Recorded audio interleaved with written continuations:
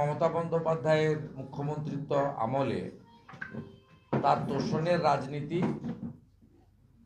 এবং পুলিশকে যেভাবে মাইন্ডসেট করে দিয়েছেন তিনি, অর্থাৎ হিন্দুদের সমস্ত ধর্মীয় তাদের যে অনুষ্ঠান পূজাপাঠ রীতিনীতিতে বাধা দিতেই হবে। কত বড় অপরাধ! ডক্টর শ্যামাপ্রসাদ মুখার্জি এই বাংলাটা দিয়ে গেছিলেন হিন্দুদের হোমল্যান্ড।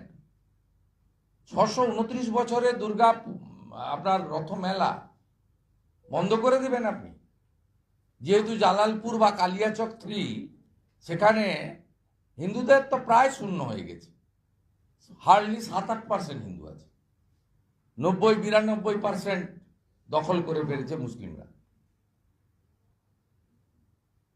এই হচ্ছে পশ্চিমবাংলার চিত্র। এর বাইরেও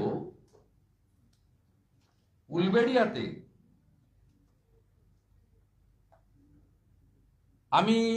উলবেড়িয়াতেও রথযাত্রা রুটের জন্য থানায় গেছিল, রিসিভ করেনি এবং ভারবেলি বলে দিয়েছে কোনো নতুন রথযাত্রা হবে না। তো দীঘাতে যেটা হচ্ছে, বাজনা বাজাচ্ছেন আপনারা, ওটা কত বছর ধরে চলে আসছে।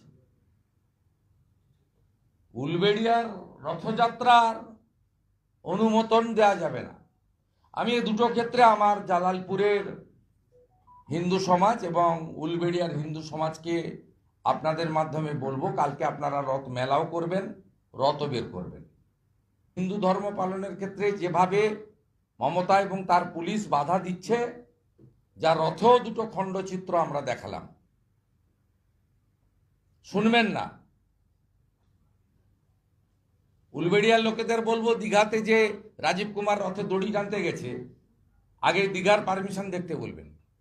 কত বছর ধরে সেখানে রাজীব কুমার দড়ি টানতে গেছে, সঙ্গে বিনীত গোয়েলকেও নিয়ে গেছে, যে অভয়ার মৃত্যুর জন্য প্রধান দায়ী, এভিডেন্স লোপাট করার নেতৃত্ব দিয়েছেন, তাকেও সাথে সঙ্গে করে নিয়ে গেছে।